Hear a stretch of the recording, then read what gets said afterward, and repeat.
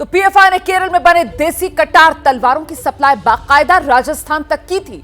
ये काम कैसे होता था, आखिर कैसे पीएफआई अपना नेटवर्क चलाता था, उसका मॉड्यूल था क्या, नौजवानों की भर्ती वो कैसे करता था, कराटे क्लास के नाम पर कैसे दी जाती थी टेरर की ट्रेनिंग, आज इसी पर बड़ा खुलासा, हमारी एक्सक्लूसिव रिपोर्ट।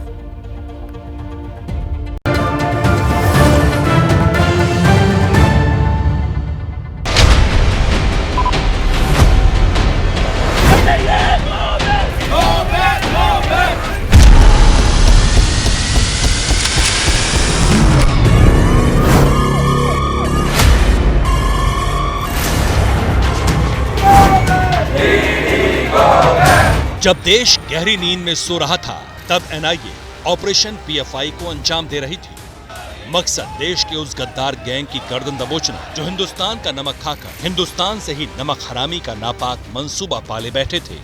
देश भर से गिरफ्तार या हिरासत में लिए गए ये उन संदिग्धों के चेहरे हैं जिन पर आरोप है कि ये नौजवानों को मौत की मशीन बना रहे थे, गरीब नौजवानों का ब्रेन वॉश कर रहे थे और 2047 तक हिंदुस्तान को इस्लामिक राष्ट्र बनाने के मंसूबे से काम कर रहे थे।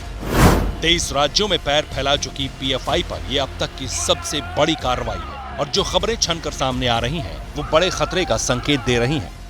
आज इस खतरे की हर परत हम बारी बारी खोलेंगे, बताएंगे कि कैसे पीएफआई के तमाम नेता धर्म का चोला ओढ़ करके देश में आतंक की एक नई ब्रिगेड तैयार कर रहे थे। साथ ही ये भी बताएंगे कि कैसे केरल से हथियारों का जखीरा देश के अलग अलग राज्यों में भेजा जा रहा था। एनआईए की नजर पीएफआई पर कई दिनों से गड़ी थी, लेकिन आज की रेड की बुनियाद पड़ी इसी साल जुलाई में, जब एनआईए को दो बड़ी कामयाबी मिली। पहली, पटना के फुलवारी शरीफ में हुई छापेमारी में, जब पीएफआई दफ्तर से हिंदुस्तान को 2047 तक इस्लामिक राष्ट्र बनाने का 7 पन्नों का दस्तावेज मिला। जो पीएफआई का दफ्तर है उस पर एनआईए की छापेमारी चल रही है। देखिए इस वक्त हम पूर्णिया में जो पीएफआई का दफ्तर है उसी के ठीक आगे खड़ा है। यहाँ पर एनआईए की टीम मौजूद है। इस कागजातों को खंगाला जा रहा है। पटना में फुलवारी शरीफ में टेरर मॉड्यूल का खुलासा हुआ था, जहाँ पे पीएफआई में ट्रेनिंग की आड़ में आतंकी ट्रेनिंग दी जा रही थी। यहाँ सीमांचल में आते उसमें अभी भी कई लोग फरार हैं। इस मामले में ही जो एनआईए की टीम है यहाँ पे छापेमारी कर।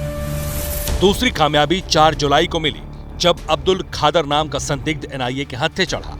अब्दुल खादर ने ही पीएफआई के आतंकी ब्रिगेड का ब्लूप्रिंट एनआईए को दिया। अब्दुल खादर पीएफआई का एक छोटा प्यादा है, लेकिन जब एनआईए ने उससे सख्ती से पूछताछ की तो उसने जो राज उगले उससे एजेंसियों के कान खड़े हो गए।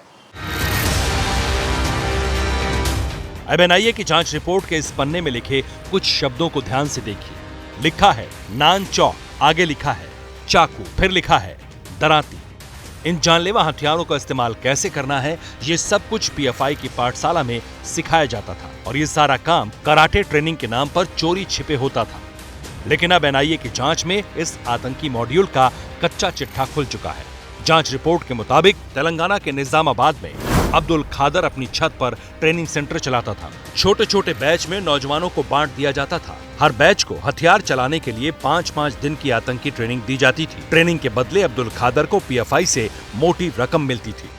इस बात का ध्यान रखा जाता था कि सारे नौजवान धर्म विशेष के ही हों। फेसबुक और ट्विटर जैसे सोशल मीडिया प्लेटफॉर्म के जरिए उन्हें ढूंढा जाता था। धर्म के नाम पर बरगलाया जाता था, फिर ट्रेनिंग के लिए बुलाया जाता था।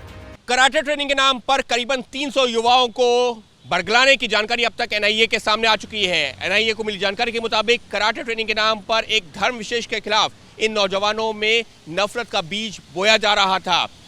इस कराटे ट्रेनिंग के दौरान धार्मिक उन्माद वाले भाषण दिए जाते थे। अब्दुल खादर की निशानदेही पर पीएफआई के 4 अन्य लीडर्स की फिलहाल अब तक गिरफ्तारी हो चुकी है। सेंटर से निकलने के बाद वो नौजवान अपने अपने इलाकों में फैल जाते थे, भीड़ का हिस्सा बन जाते थे और पीएफआई ये काम सालों से करता आ रहा था। लेकिन पीएफआई की कमर तोड़ने का काम आज से शुरू हो गया है। वरुण जैन की रिपोर्ट। क्या मजबूरी है मेरी, बताइए।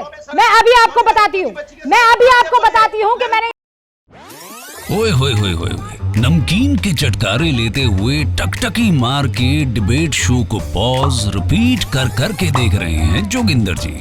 इनकी तरह आप भी देखें अपनी फेवरेट डिबेट्स को रिपीट कर और डाउनलोड कीजिए एबीपी लाइव ऐप अपने स्मार्ट टीवी पर।